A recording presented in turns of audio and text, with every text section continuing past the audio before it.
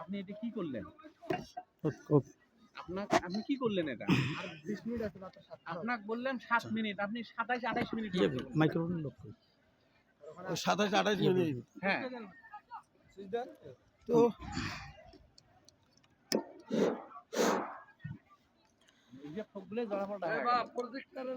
আসসালামু আলাইকুম ওয়া রাহমাতুল্লাহি ওয়া বারাকাতুহু।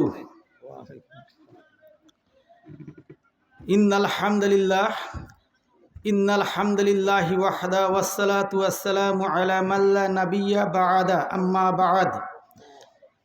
ফাআউযু বিল্লাহি মিনাশ শাইতানির রাজীম। বিসমিল্লাহির রহমানির রহিম।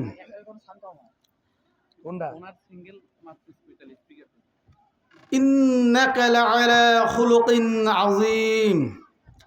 قال رسول الله صلى الله عليه وسلم من تشبه بقوم فهو منهم। উপস্থিত মুসল্লিগণ, আমার প্রিয় দিনী ভাইয়েরা, পর্দার আড়ালে আমার মা এবং বোনেরা, আমরা আজকে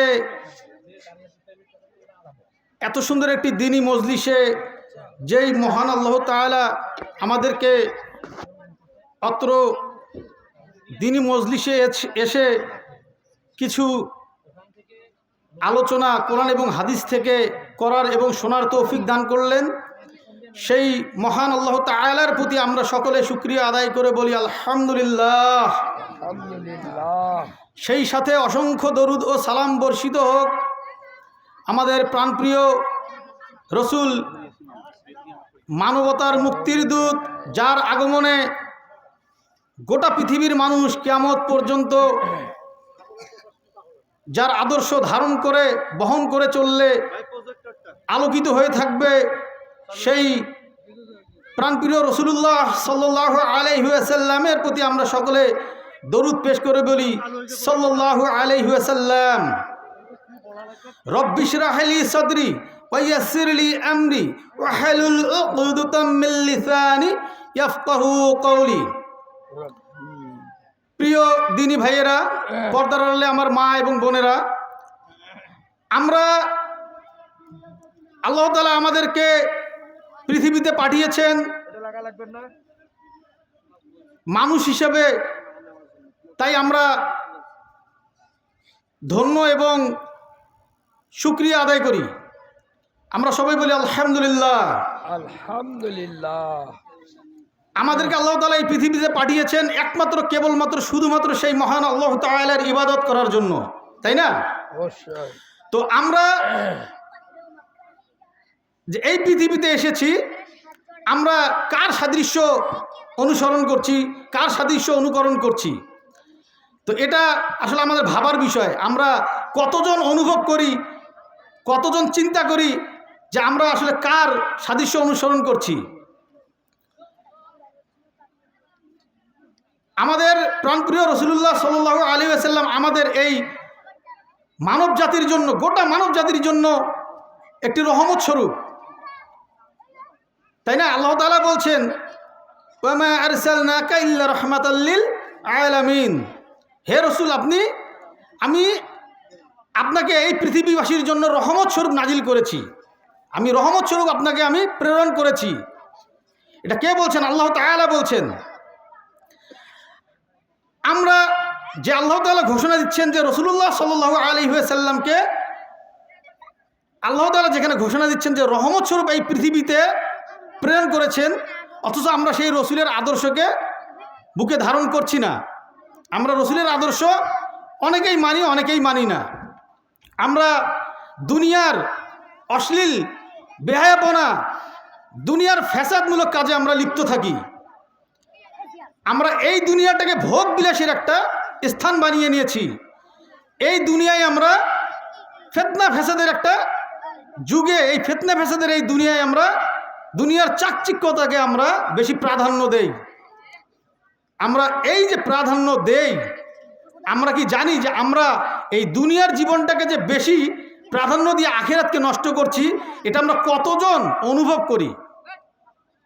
এটা আমরা কতজন অনুভব করি যে আমরা দুনিয়ার জীবনটাকে প্রাধান্য দিয়ে আমরা আখিরাতকে নষ্ট করছি। অথচ আমাদের এই দুনিয়াটা হতে হবে এমনভাবে আমরা দুনিয়াও করব এবং আমাদের আখিরাতটাও ঠিক থাকবে। অর্থাৎ আমার দুনিয়ার সকল কাজ আমি পরিচালনা করব সেই মহান আল্লাহ তাআলাকে খুশি করে, যেই মহান আল্লাহ তাআলা আমাদেরকে এই পৃথিবীতে মানুষ হিসেবে পাঠিয়েছেন শুধুমাত্র কেবলমাত্র একমাত্র তার ইবাদত করার জন্য। আল্লাহ তাআলা সূরা জারিয়াতে 56 নম্বর আয়াতে বলছেন, ওয়ামা খালাকতুল জিন্না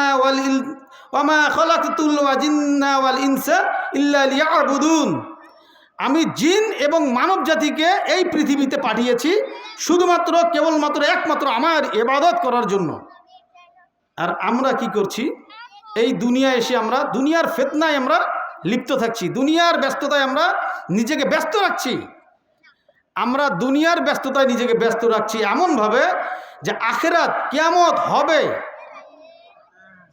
বিচার দিবস আসবে, এটা আমরা ভুলে যাই। আমরা বিচার দিবসকে ভুলে যাই। আমরা কি করি? আমরা দুনিয়ার যে চিজ আসবাব এগুলো নিয়ে আমরা ব্যস্ত থাকি। অথচ সূরা আল ইমরানের 185 নম্বর আয়াতে আল্লাহ তাআলা বলছেন, কুল্লু নাফসিন যায়িকাতুল মাউত। প্রত্যেকটা প্রাণীকেই মৃত্যুর স্বাদ গ্রহণ করতে হবে। প্রত্যেকটা প্রাণীকেই মৃত্যুর স্বাদ গ্রহণ করতে হবে। অথচ আমরা কি করি?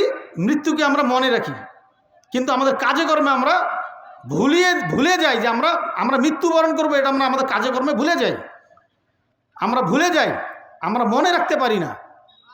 তো আমরা এমনভাবে এই দুনিয়ায় চলি যে আমরা এই দুনিয়ার যে এই যে চাকচিক্যময় দুনিয়া আমরা যা কিছু দেখছি এগুলোকে আমরা লুফে নেওয়ার চেষ্টা করি। আর এগুলো যখনই আমরা লুফে নিতে যাই তখনই কি হয়? লাগে হলো তখন আমরা বিভ্রান্তিতে পড়ে যাই, আমরা দ্বিধায় পড়ে যাই। যখন দ্বিধায় পড়ে গিয়ে আমরা আল্লাহকে ভুলে যাই তখন আমরা দুনিয়ার সেই ভোগ বিলাসটাকে আমরা নিজেরা সাদরে গ্রহণ করার চেষ্টা করি এবং অটোমেটিকলি সেটা আমরা নিয়ে নেই।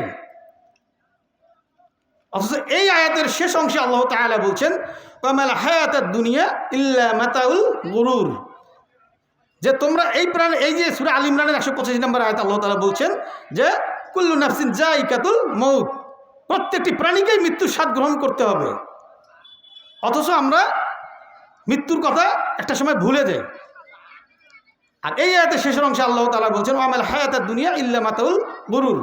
যে অথচ তোমরা এই চাকচিক্যময় ধোকার দুনিয়াটায় বেশি প্রাধান্য দাও এবং এই চাকচিক্যময় ধোকার দুনিয়াটা নিয়ে তোমরা বেশি ব্যস্ত থাকো। এবং হচ্ছেও তাই, আমরা করছিও তাই। তো আমরা এই চাকচিক্যময় যে ধোকার দুনিয়ায় যে আমরা বেশি ব্যস্ত থাকি, তো এই আমার যে কাজ আমি এই দুনিয়াতেই আমি আমল করব, সেটা আমি পাঠাবো কোথায়? আখিরাতে। আমি কি করি? এই দুনিয়ায় এসে আমি যখন আমার বয়স শৈশব থেকে কৈশোর, কৈশোর থেকে যৌবন, যৌবন থেকে ধীরে ধীরে ধীরে ধীরে বৃদ্ধর দিকে আমরা এগিয়ে যাই। আমরা কি করি? আমরা ভবিষ্যৎ নিয়ে চিন্তিত। আমরা ভবিষ্যৎ নিয়ে চিন্তিত, আমাদের যে ভবিষ্যৎ এটা নিয়ে আমরা চিন্তিত থাকি। তা আমাদের ভবিষ্যৎ কি করি? বিশেষ করে যারা যুব সমাজ তারা ভবিষ্যৎ নিয়ে চিন্তিত হয় কিভাবে যে আমি পড়াশোনা করব, আমি বড় হয়ে ডাক্তার হব, আমি বড় হয়ে ইঞ্জিনিয়ার হব, আমি বড় হয়ে পাইলট হব, আমি বড় হয়ে একজন বিজনেসম্যান হব, আমি বড় হয়ে কি হব? একজন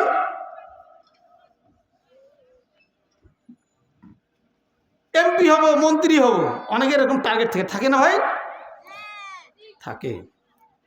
তো এই যে টার্গেট, এই টার্গেট করে আপনি চলেন, ঠিক আছে, দুনিয়ার জীবনটাকে আপনি ভোগ করেন, সব কিছু আল্লাহ তাআলা আপনার আমার জন্যই করেছেন।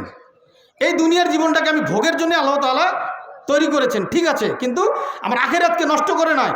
আমার প্রত্যেকটি কাজ হবে, এই দুনিয়ার প্রতিটি কাজ হবে একমাত্র কেবলমাত্র শুধুমাত্র সেই মহান আল্লাহ তাআলাকে সন্তুষ্ট করে, তাই না? আচ্ছা দেখেন, আমি আমার ভবিষ্যৎ নিয়ে যদি চিন্তিত হই, আমি ভবিষ্যতে কি হব? আমি ডাক্তার হব না, ইঞ্জিনিয়ার হব না, আমি ব্যারিস্টার হব না, আমি উকিল হব না, আমি কি হব? এটা নিয়ে যখন আমি চিন্তিত থাকি, তার মানে আমি আমার ভবিষ্যৎ নিয়ে চিন্তিত। আচ্ছা দেখেন তো, আমি যে মারা যাব, আপনি যে মারা যাবেন, এই মৃত্যুটা কি আপনার ভবিষ্যৎ নয়? এই মৃত্যুটা কি আপনার ভবিষ্যৎ নয়? এই মৃত্যুর পরে তো আরেকটা জীবন আছে, তাই না? এই মৃত্যুর পরে আরেকটা জীবন আছে। তো এই যে মৃত্যুর পরে যে জীবনটা, সেটাই হলো কবরের জীবন। তারপরের জীবনটা হলো কিয়ামত, বিচার দিবস, in the day of judgment. এই বিচার দিবস আসবে, এটা কি কেউ অস্বীকার করতে পারবে? যদি বিচার দিবসকে কেউ অস্বীকার করে, তাহলে তার ঈমান থাকবে না, তাহলে তার কোনো ঈমানই থাকবে না। তো আমরা এই বিচার দিবসকে অস্বীকার করি, পদে পদে পদে পদে আমরা অস্বীকার করি। তো আমরা এই যে যখন আমরা দুনিয়ার ধোকায় পড়ে যাই, তখন আমরা আমাদের রাসূলুল্লাহ সাল্লাল্লাহু আলাইহি ওয়াসাল্লামের আদর্শকে ভুলে যাই। ভুলে গিয়ে আমরা দুনিয়ার যারা বিভিন্ন রোল মডেল মনে করি, আমরা যাদেরকে বিভিন্ন খেলোয়াড়, বিভিন্ন সিনেমার, বিভিন্ন নাটকের যারা মডেল থাকে, তাদেরকে আমরা অনুসরণ করার চেষ্টা করি। তো কিয়ামত হবে, কিয়ামত হবে, তাই না? কিয়ামত যে হবে, এটা কোনো মাফ নাই, এটা হবেই। কাল্লা ইযা দুক্কাতিল আরদু দাক্কান দাক্কা ওয়া জাআ রাব্বুকা ওয়াল মালাকু সাফফান সাফফা। সূরা ফাজরের 21-22 নম্বর আয়াত। তো এই যে আল্লাহ তাআলা যে বলছেন যে পৃথিবীর সব কিছু চূর্ণ বিচূর্ণ হয়ে যাবে, পৃথিবীর সব কিছু চূর্ণ বিচূর্ণ হয়ে যাবে, সেদিন আল্লাহ তাআলা কী করবেন? ফেরেশতাদেরকে 7টি স্তরে সাজিয়ে দেবেন কিয়ামতের ময়দানটাকে। সেদিন কেউ পালাতে পারবে না। আজকে আমরা এই পৃথিবী থেকে পলায়ন করতে পারবো, সেদিন কেউ পলায়ন করতে পারবো না। আর ঠিক ওই দিনেই আল্লাহ তাআলা পবিত্র কোরআনে বলছেন, ইয়াউমাইযিন ইয়াসদুরুন নাসু আস্তাতাল্লিউরা আমালাহুম, যে সেদিন মানুষ দলে দলে বিভক্ত হবে। সেদিন মানুষ কি হবে? দলে দলে বিভক্ত হয়ে যাবে। যে যার সাদৃশ্য অনুসরণ করবে, সে তার দলভুক্ত হয়ে ওই কিয়ামতের ময়দানে উত্থিত হবে উলঙ্গ অবস্থায়। রাসূলুল্লাহ সাল্লাল্লাহু আলাইহি ওয়াসাল্লাম বলছেন, মান তাশাব্বাহা বিকওমিন ফাহুয়া মিনহুম, যে যার সদৃশ্য অনুসরণ করবে, যে যাকে অনুসরণ করে চলবে, যে যার নীতিকে ফলো করে চলবে, সে তার সাথেই তার হাসর নাসর হবে। এখন যদি কেউ কোনো রাজনৈতিক নেতাকে অনুসরণ করে, তার রাজনৈতিক যে নেতা, তার যদি অনুসরণের রাস্তাটি যদি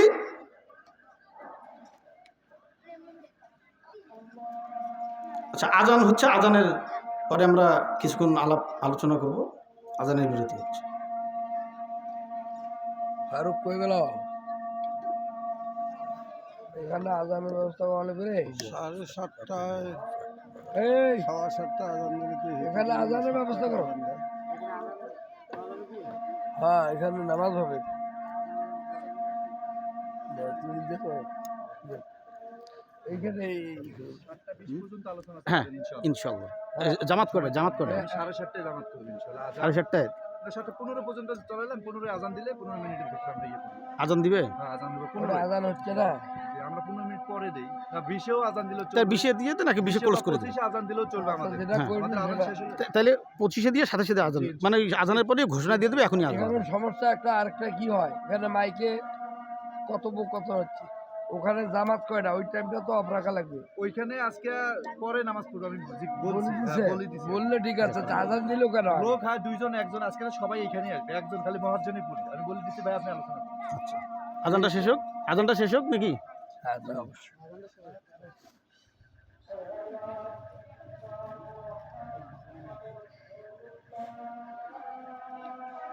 বা প্রজেক্টর চালু আছে না?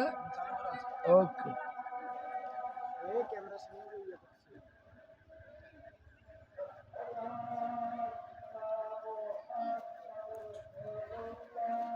ও, আপনার পরিচয়টা নেওয়া হয়নি। আমার বাসা শালবন মিস্ত্রি পাড়া, রংপুর। আমি মাদ্রাসাতুন নববিয়া সহকারী শিক্ষক শামসুল হক সালাফি, ওনার মাদ্রাসা চিনেন? হ্যাঁ, চিনি। আমারও বাসা তো ওই যে সাতগার আমাদের সাথে ফুলপাটা। জি, দোয়া করবেন।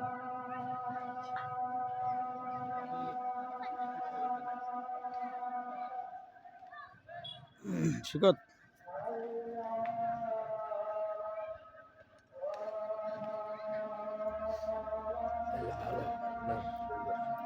আলোচনা কেমন লাগতেছে?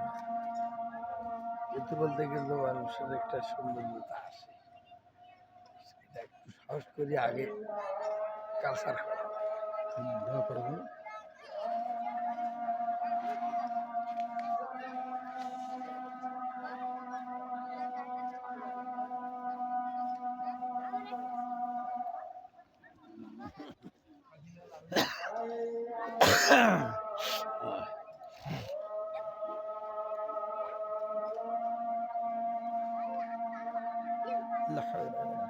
আমার এই যে ওই ধান গাড়া হলো তো জি জি জি। কিসের পয়সা টয়সা কি দেওয়ার এই জন্য আমি একটু সময় দিচ্ছি, হ্যাঁ।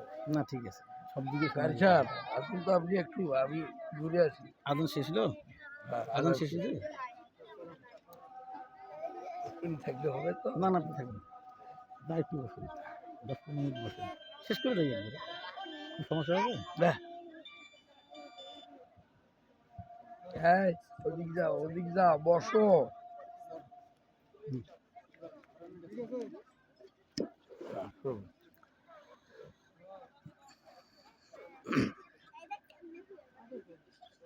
তো যাক, আজানের বিরতির পরে আবার আমরা সংক্ষিপ্তভাবে আরও অল্প কিছুক্ষণ আলোচনা করে আমরা এখানেই সালাত আদায়ের চেষ্টা করব ইনশাল্লাহ। আপনাদের সকলের দাওয়াত থাকলো অত্র মাদ্রাসার মাঠে আলোচনা সবার প্যান্ডেলে এসে সালাত আদায় করার জন্য বিশেষভাবে আহ্বান জানানো হলো। তো যাক, যেটা বলছিলাম যে রসুল্লাহ সাল্লাল্লাহু আলাইহি সাল্লাম বলছেন যে আমরা যার সাদৃশ্য অনুসরণ করব তার সাথেই তার হাসর নাসর হবে। তো আমরা এই দুনিয়ায় এসে কি করি, আমরা বিভিন্ন রোল মডেল যারা নাটক সিনেমা করে তাদের অনুসরণ করি, অথচ রসুল্লাহ সাল্লাল্লাহু আলাইহি সাল্লামের আদর্শের মধ্যে আছে সর্বোত্তম আদর্শ। যেখানে আল্লাহ তাআলা বলছেন সূরা আল কালামের 4 নম্বর আয়াতে, সূরা আল কালামের 4 নম্বর আয়াতে আল্লাহ তাআলা বলছেন যে ইন্নাকা লাআলা খুলুকিন আযীম, যে আমি রসুলের আদর্শের মধ্যে সর্বোত্তম আদর্শ দিয়ে দিয়েছি। অর্থাৎ রসুল্লাহ সাল্লাল্লাহু আলাইহি সাল্লামের আদর্শই হলো সর্বোত্তম আদর্শ। তো আমরা যদি শুধু রসুলুল্লাহ সাল্লাল্লাহু আলাইহি সাল্লামের আদর্শকে ধারণ করি তবেই আমরা আমাদের জীবনে সফলকাম হব, আমরা কামিয়াব হব। তা আমরা রসুলের আদর্শকে বিচ্যুত হয়ে যদি অন্য কারো আদর্শকে আমরা অনুসরণ করে চলি তাহলে আমরা দুনিয়ায়ও ক্ষতিগ্রস্ত, আখিরাতেও ক্ষতিগ্রস্ত। আল্লাহ তাআলা বলছেন খাসিরাত দুনিয়া ওয়াল আখিরাতা ওয়া যালিকা হুয়াল খুসরানুল মুবিন, যে তারা দুনিয়াতেও ক্ষতিগ্রস্ত, তারা আখিরাতেও ক্ষতিগ্রস্ত। তো আমরা এই দুনিয়ায় যদি অন্য কাউকে অনুসরণ করে আমরা আমাদের কাজগুলোকে অন্য কোনো ব্যক্তিকে অনুসরণ করে যদি আমরা পরিচালনা করি তাহলে দেখেন আমরা দুনিয়াতেও ক্ষতিগ্রস্ত হব, আখিরাতেও আমরা ক্ষতিগ্রস্ত হয়ে যাব। তো আমরা রসুলুল্লাহ সাল্লাল্লাহু আলাইহি সাল্লামের আদর্শকে আমরা ধারণ করব। আমি দুনিয়ার একজন মানুষের সাথে আমি মিশতে পারি, চলতে পারি, আমি তার সাথে ওঠা বসা করব, সে হতে পারে রাজনৈতিক নেতা, হতে পারে এমপি, হতে পারে মন্ত্রী, হতে পারে কোনো একজন বিশেষ ব্যক্তিত্ব, কিন্তু আমাকে দেখতে হবে সেই ব্যক্তিটির জীবনে রসুলুল্লাহ সাল্লাল্লাহু আলাইহি সাল্লামের আদর্শ কতটুকু আছে। যদি তার জীবনে রসুলুল্লাহ সাল্লাল্লাহু আলাইহি সাল্লামের আদর্শ না থাকে দেন আমি মাস্ট বি ধরা খেয়ে বসে থাকবো পরবর্তী জীবনে, অর্থাৎ কিয়ামতের দিন। তো আমরা এই দুনিয়ায় এসে কি করি, রসুলের আদর্শ থেকে, রসুলুল্লাহ সাল্লাল্লাহু আলাইহি সাল্লামের আদর্শ থেকে যখন আমরা একটু ডিস্টেন্স অনুসরণ করে চলি, একটু ডিস্টেন্স নিয়ে চলি, তখন আমরা কিন্তু কি করি, ওই যে কাদায় পা পিছলে যায় না, বৃষ্টিতে চললে একটু ভুলভাবে পা ফেললে কি হয়, আমরা স্লিপ করে পড়ে যাই, অনেক সময় হয় না, পিছলে খেয়ে পড়ে যাই আমরা। তো সেখানেও আমরা যদি রসুলুল্লাহ সাল্লাল্লাহু আলাইহি সাল্লামের আদর্শকে অনুসরণ না করে চলি তাহলে আমরা কিন্তু এই স্লিপ করে ফেলি। আমরা কিভাবে দেখেন, রসুলুল্লাহ সাল্লাল্লাহু আলাইহি সাল্লামের আদর্শকে অনুসরণ না করার কারণে আমরা ন্যায় বিচার থেকে আমরা দূরে থাকি, আমরা ন্যায় পরায়ণতা থেকে আমরা দূরে থাকি। শুধু সলাৎ ইবাদত, অনেক বড় ইবাদত, রোজা, নামাজ, রোজা, সলাৎ, হজ, জাকাত, জিকির, আজগর, দান, সাদাকা, এগুলো কি, এগুলো আল্লাহ তাআলার ইবাদত, এগুলো তো থাকতেই হবে। কিন্তু আরো গুরুত্বপূর্ণ জিনিস কি থাকতে হবে জানেন, আরো গুরুত্বপূর্ণ যে জিনিস, আরো গুরুত্বপূর্ণ যে বিষয়, সেটি হলো আমার ন্যায় পরায়ণতা থাকতে হবে, আমার সত্যবাদিতা থাকতে হবে, আমার আমল, আমার আমানতদারিতা থাকতে হবে। আমার যদি আমানতদারিতা না থাকে, আমি যদি ন্যায়পরায়ণ না হই, আমি যদি বিচারের মাঠে গিয়ে আমি যদি কোথাও বিচার করতে গিয়ে আমি যদি ন্যায় বিচার না করি, আমি যদি হক কথা না বলি, আমি যদি সত্যকে গোপন করে থাকি, তাহলে আল্লাহ তাআলা আমাকে এই দুনিয়াতেও শাস্তি দিবেন, আখিরাতেও শাস্তি দিবেন, তাই না? তো আমরা এই দুনিয়াটাকে নষ্ট করছি। আমরা যখন এলাকায় দেখা যায় অনেক সময় বিচার সালিশ হয়, টাকা পয়সা খেয়ে বিচার আমরা উলট পালট করে দিই, ন্যায়কে অন্যায়ের দিকে নিয়ে যায় আর অন্যায়কে ন্যায়ের দিকে নিয়ে যায়। আমাকে প্রতিবাদ করতে হবে, এই অন্যায়ের প্রতিবাদ করতে হবে, এটাই ইসলাম। এবং হেকমার সাথে করতে পারলে সবচেয়ে ভালো, হেকমার মাধ্যমে করে নিলে সবচেয়ে ভালো। তো যাক, আমরা এই ন্যায় বিচার প্রতিষ্ঠা করতে হবে, ন্যায়। তারপরে আপনি ন্যায় করছেন কিনা, আপনি যখন ওজন দিচ্ছেন, কোনো খাবার আপনি কোনো খাদ্যদ্রব্য দিচ্ছেন বা কোনো কিছু ওজন করে দিচ্ছেন, আপনাকে এটা ওজনটা দিতে হবে সঠিক, ওজনটা আমাদেরকে সঠিক দিতে হবে। তাহলে আমরা কি করি, আমরা ওজনে কম দিই, আমরা নিজে নেওয়ার সময় ভালোভাবে মেপে নেই, আর দেওয়ার সময় কি করি, আমরা ওজনে কম দেই। আকিমুল ওয়াজনা বিল কিসতি ওয়া তুখসিরুল মিজান। তো আমাদের এই যে বিচারের দিন আমাদের আমলগুলো কি হবে, ওজনের পাল্লায় মাপা হবে। সেদিন যদি আমাদের ওজনের যে আমাদের এই মিজানের পাল্লা, মিজান যে মানদণ্ড, এই পাপ পুণ্যের যে মানদণ্ডটা যার কি হবে, একটু বেশি থাকবে, সে উতিয়া কিতাবাহু বিয়ামিনি, সে তার ডানাতে আমলনামা পাবে এবং সে হাসতে হাসতে কি যাবে, কোথায় যাবে, সে জান্নাতে চলে যাবে। ফাসাউফা ইউহাসাবু হিসাবাই ইয়াসিরা। আর যার ওজনের পাল্লা কম থাকবে, যার ওজনের পাল্লা, মিজানের পাল্লা যার ওজনে কম থাকবে, সে কি হবে, আম্মা মান উতিয়া কিতাবাহু ওয়ারাআ যারিহি, তার মানে সে কি হবে, বাঁ হাত দিয়ে, পেছন দিক থেকে বাঁ হাত দিয়ে সে তার আমলনামা পাবে এবং সে চিরস্থায়ী জাহান্নামের দিকে চলে যাবে। তো আমাদেরকে ন্যায়পরায়ণতা নিয়ে চলতে হবে, ন্যায় প্রতিষ্ঠা করতে হবে। বিচার করব, আমি হক বিচার করব, কাউকে কিছু দেব, তাকে হকটা দেব, তাকে সঠিক ওজন দেব। কারো কাছ থেকে কিছু নিলে যদি আমি সঠিকটা মেপে নেই, তাহলে দেওয়ার সময় আমাকে মেপে দিতে হবে। আমার যার যেখানে হক, আমার পিতার সাথে আমার হক, আমার সাথে আমার পিতার হক, আমার মাতার সাথে আমার হক, আমার মাতার সাথে আমার হক, আমার সাথে আমার মাতার হক, ভাই বোনের সাথে ভাই বোনের হক, আত্মীয় স্বজনের সাথে আত্মীয় স্বজনের হক, পাড়া প্রতিবেশীর হক কি আমার কাছে, সেটা আদায় করতে হবে। আমি কি করি, দাম্ভিকতার সাথে এই পৃথিবীতে চলি, আমি অহংকার করে চলি।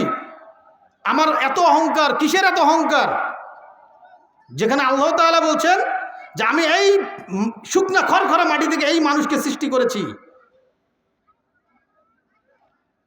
আমি শুকনা মাটি থেকে, খড়খড়া মাটি থেকে আমি মানুষকে সৃষ্টি করেছি। খালাকাল ইনসানা মিন সালসালিন কাল ফাখর, সূরা আর রহমানে আল্লাহ তাআলা বলছেন আমি মানুষকে শুকনা খড়খড়া মাটি থেকে সৃষ্টি করেছি। তারপরে বলে না, আয়াত আছে না, মিনহা খালাকনাকুম ওয়া ফিহা নুঈদুকুম ওয়া মিনহা নুখরিজুকুম তারাতান উখরা। এই মাটি থেকেই আমাদেরকে সৃষ্টি করেছেন আল্লাহ তাআলা, এই মাটিতেই মিশিয়ে দিবেন, আবার এই মাটি থেকেই আমাদেরকে কিয়ামতের দিন কি করবেন, উত্থিত করবেন। আমাদেরকে আবার এখান থেকে আল্লাহ তাআলা আমাদেরকে আবার এখান থেকে তুলে নিয়ে আসবেন। তো এই মাটিতেই যদি আমার তৈরি হয়, আর এই মাটিতেই যদি আমি মিশি, আর এই মাটি থেকেই যদি আল্লাহ তাআলা আবার আমাকে তোলেন কিয়ামতের দিন বিচারের দিবসে, তাহলে কিসের এত আমার অহংকার, কিসের এত অহংকার আমার, আমি কেন এত অহংকার করি, আমার অহংকার সাজে না। আমি কি করি, রাসূলুল্লাহ সাল্লাল্লাহু আলাইহি ওয়াসাল্লামের আদর্শকে ভুলে গিয়ে আমি মদ, গাঁজা, জুয়া, অবৈধ কাজ, জেনা, ব্যভিচারিতে আমি লিপ্ত হই। অথচ রাসূলুল্লাহ সাল্লাল্লাহু আলাইহি ওয়াসাল্লাম মদকে হারাম করেছেন, আল্লাহ তাআলা মদকে হারাম করেছেন। আমরা কি করি, মদ খাই। আমাদের মধ্যে অনেকেই কি করে, মদ খায়, তাই না, বিড়ি, সিগারেট, জর্দা, তামাক এগুলো খায় না, অথচ এগুলো হারাম, প্রত্যেকটাই হারাম। আপনি জর্দা খাবেন, হারাম। আপনি শুধু কি মদ, গাঁজা, ইয়াবা, ফেনসিডিল এগুলো হারাম? এগুলো কি শুধু মস্তিষ্কের বিকৃতি ঘটায়? না, আপনার বিড়ি, সিগারেট, জর্দা, গুল এগুলো আপনার মস্তিষ্কের বিকৃতি ঘটায়। আপনি অনেকে বলে না আমি সিগারেট খাই, শুধু সিগারেট খাই, এটা তো আমার নেশা, আমি যখন তখন ছাড়তে পারবো। আপনি ছাড়েন না, আপনি সিগারেট ছেড়ে দেখেন না, যদি আপনি সিগারেট ছাড়তে পারেন, জর্দা খাওয়া ছাড়তে পারেন, আপনি গুল খাওয়া ছাড়তে পারেন, তাহলে বুঝবো যে আপনি আদর্শ পুরুষ, আপনি শক্তিশালী পুরুষ। আপনি ছাড়তে পারবেন না, এটা পিটুইটারি গ্রন্থির খেলা। যখন কেউ ধূমপান ছাড়তে চায়, একে শয়তান তাকে গুঁতে মারে, আর কি করে, পিটুইটারি গ্রন্থি তাকে আঘাত করে যে তুই সিগারেট ছাড়িস না। আর এই পিটুইটারি গ্রন্থি যখন আপনি একটি টেনশনে পড়ে যাবেন, তখন আপনি এই পিটুইটারি গ্রন্থি আপনাকে সিগারেট খাওয়ার জন্য, এই যে নিকোটিনের মজাটা সেখানে চলে যায়, এবং এই মজাটা দিয়ে তখন আবার সে সিগারেট খাওয়া শুরু করে। একটু টেনশনে পড়লে সে সিগারেট খাওয়া শুরু করে। একটা সিগারেট ধরলো তার টেনশন শেষ না, এটা না। রাসূলুল্লাহ সাল্লাল্লাহু আলাইহি ওয়াসাল্লামের আদর্শ কি? যখনই কোনো দুশ্চিন্তায় পড়ে যেতেন, সাহাবা আজমাইনরা যখনই কোনো দুশ্চিন্তায় পড়ে যেতেন, অজু করে 2 রাকাত সালাতে দাঁড়িয়ে আল্লাহ তাআলার কাছে সাহায্য চাইতেন, পানা চাইতেন। কোথায় আমাদের এই আদর্শ? কোথায় আমাদের এই নীতি? কোথায় আমরা এই হাদিস ফলো করছি? অথচ হারাম, প্রত্যেকটা নেশাই হারাম। কুল্লু মুস্কিরিন খামরুন ওয়া কুল্লু খামরিন হারামুন। প্রত্যেক নেশাজাত দ্রব্যই মদ, এবং প্রত্যেক মদই হারাম। আর যেটা অল্প খেলে, যেটা বেশি খেলে মস্তিষ্কের বিকৃতি ঘটে, সেটা অল্প খেলেও হারাম। মা আকসারা কাসিরহু ফাকালিলহু হারামুন। যেটা বেশি খেলে মস্তিষ্কের বিকৃতি ঘটে, বিভ্রান্তি ঘটে, সেটা অল্প খেলেও হারাম। তা আমরা কেন এই টাকাগুলো দিয়ে আমরা অপচয় করব? আমাদের নিজের কষ্টের টাকা দিয়ে আমরা কি অপচয় করে আমরা আমাদের পকেটের টাকার ক্ষতি করছি। আমরা সন্তানের হক মেরে খাচ্ছি, স্ত্রী পরিবার পরিজনের হক মেরে খাচ্ছি, অথচ আমরা কি করি? এই টাকাগুলো নষ্ট করছি। অথচ আল্লাহ তাআলা বলছেন, ইন্নাল মুবাজ্জিরিনা কানু ইখওয়ানাশ শায়াতিন। তাই না? এই যে আয়াতগুলো বলছে যে যারা অপচয় করে তারা শয়তানের ভাই, শয়তানের বন্ধু, শয়তানের অনুসরণকারী তারা। তা কেন আমরা অপচয় করব আমাদের পকেটের টাকা? হালাল টাকা হারাম কেন করব? হালাল টাকা দিয়ে হারাম কাজ কেন করব? যেখানে আল্লাহ তাআলা বলছেন সূরা মাইদার 90 নম্বর আয়াতে, ইয়া আইয়ুহাল্লাযিনা আমানু ইন্নামাল খামরু ওয়াল মাইসিরু ওয়াল আনসাবু ওয়াল আজলামু রিজসুম মিন আমালিশ শাইতান। যে হে ঈমানদারগণ, আল্লাহ তাআলা ঈমানদারদেরকে বলছেন, হে ঈমানদারগণ, ইন্নামাল খামরু, নিশ্চয় মদ, জুয়া, নিশ্চয় মদ, জুয়া, তারপরে মূর্তি পূজা, এবং যারা এই যে জাদুবিদ্যা করে না, যারা জাদুবিদ্যা করে, আছে না, জাদুবিদ্যা করে না, জাদুটোনা, ঝাড়ফুঁক, এই যে আপনার কুফরি করে না, এগুলো হারাম। এগুলো আল্লাহ তাআলা ঘোষণা করেছেন সূরা মাইদার 90 নম্বর আয়াতে। আল্লাহ তাআলা বলছেন, ইয়া আইয়ুহাল্লাযিনা আমানু ইন্নামাল খামরু ওয়াল মাইসিরু ওয়াল আনসাবু ওয়াল আজলামু রিজসুম মিন আমালিশ শাইতান ফাস্তানিবুহু লাআল্লাকুম তুফলিহুন। যে নিশ্চয় মদ, জুয়া, তারপরে মূর্তি পূজা এবং কুফরি করে, যারা জাদুবিদ্যা করে, এগুলো হারাম এবং এগুলো শয়তানের কাজ। এ থেকে আমাদেরকে বেঁচে থাকতে হবে। যদি আমরা এটাকে কি মনে করি যে এটা যদি আমরা খারাপ কাজ মনে করি, এখান থেকে আমাদেরকে বেঁচে থাকতে হবে। এটাই আমাদের জন্য আল্লাহ তাআলার রহমত হবে তখন আমরা এগুলো করি। তো যাক, আমাদের এই কাজগুলো থেকে আমাদেরকে দূরে থাকতে হবে। মদ, জুয়া, নারী, ব্যভিচারী, জেনা, এগুলো থেকে দূরে থাকতে হবে। এগুলো হলো পৃথিবীর লোভ, এগুলো হলো পৃথিবীর চাকচিক্য। এগুলোই যে এটাতে ধরা খাবে, যে এগুলোকে ধরবে, সে ধরা খেয়ে বসে থাকবে। আর দুনিয়া সিজনুল মুমিন ওয়া জান্নাতুল কাফির। দুনিয়াটা মুমিনের জন্য জেলখানা, আর কাফেরের জন্য জান্নাত। এই দুনিয়াটা মুমিনের জন্য জেলখানা, আর কাফেরের জন্য জান্নাত। কিভাবে দেখেন, এই দুনিয়া আপনি খারাপ জিনিসগুলো ভালো লাগে বেশি।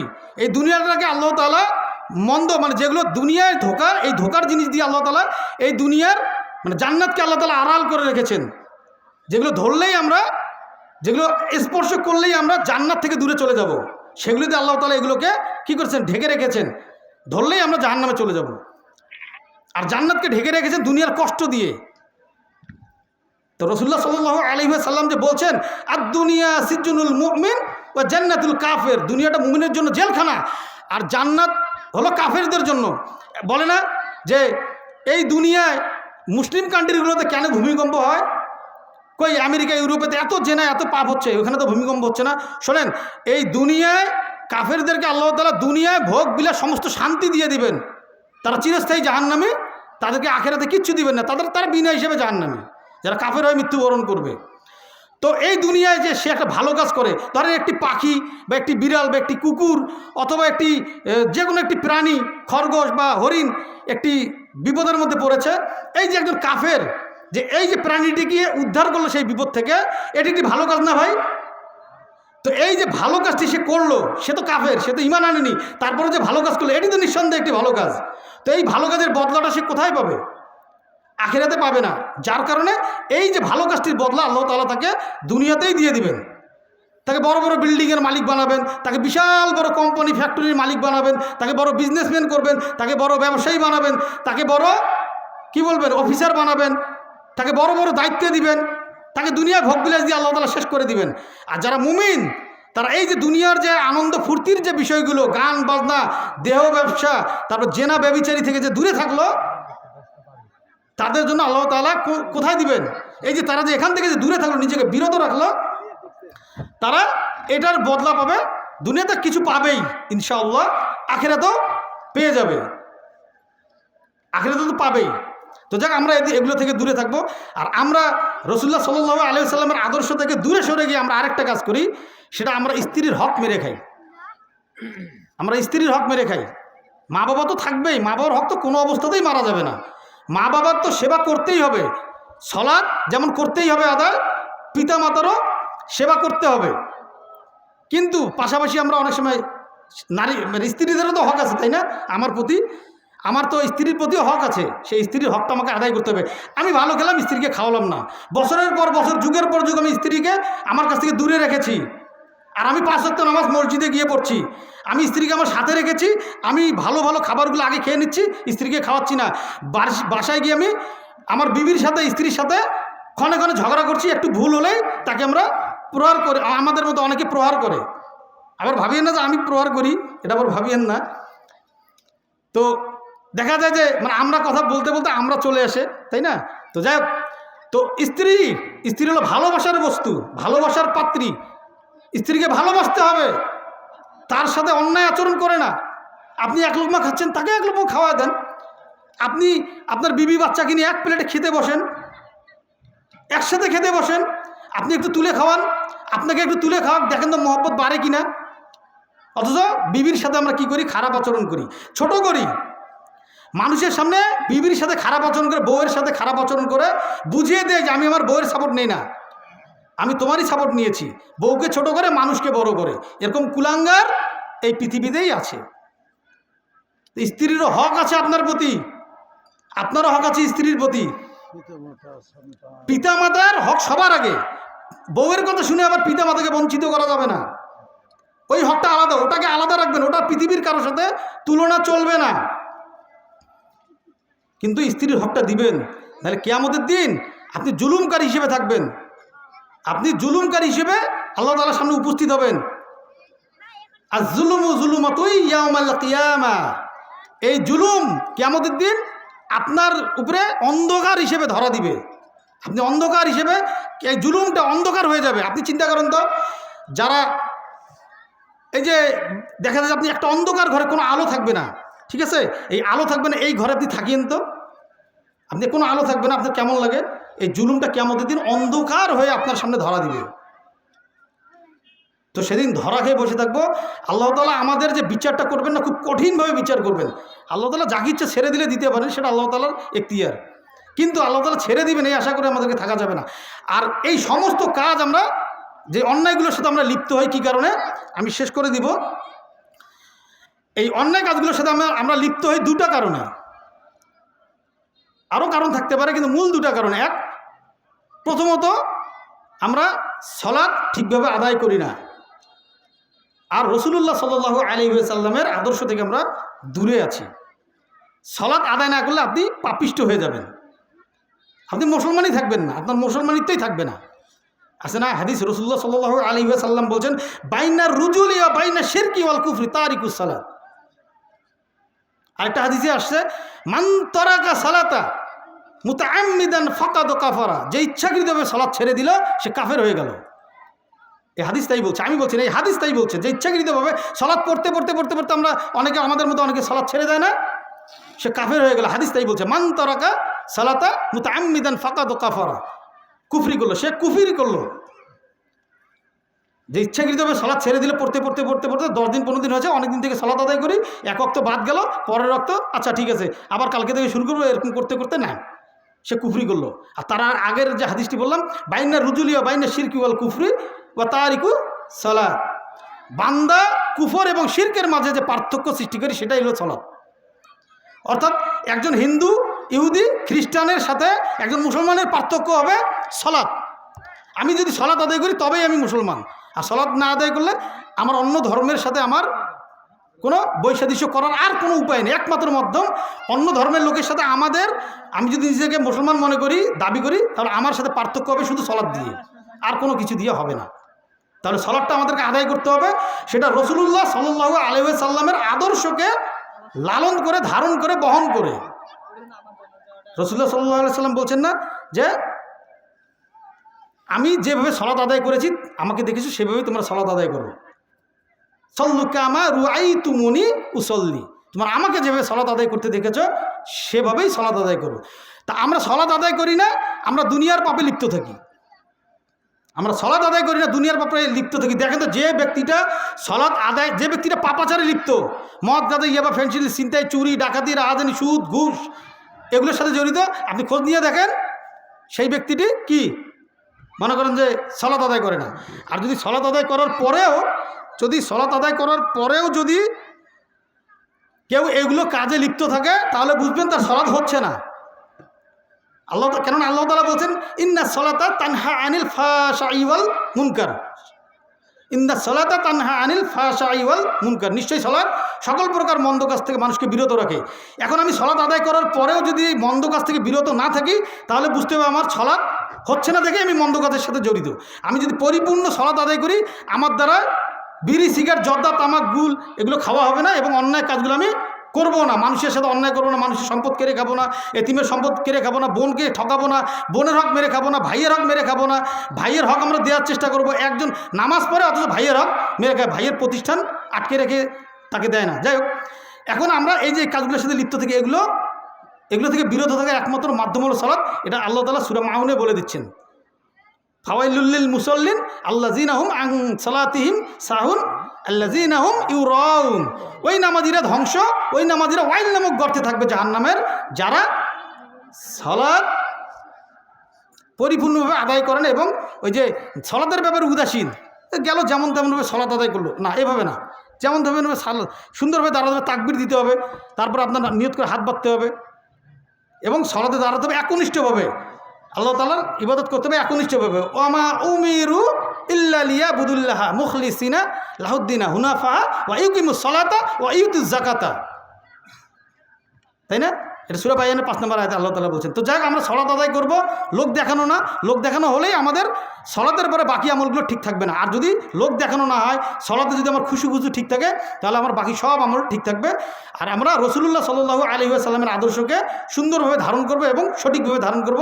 আল্লাহ তাআলা আমাদের সবাইকে রাসূলুল্লাহ সাল্লাল্লাহু আলাইহি ওয়াসাল্লামের আদর্শকে ধারণ করে 5 ওয়াক্ত সালাত জামাতের সহিত মসজিদে এসে আদায় করার তৌফিক দান করুন।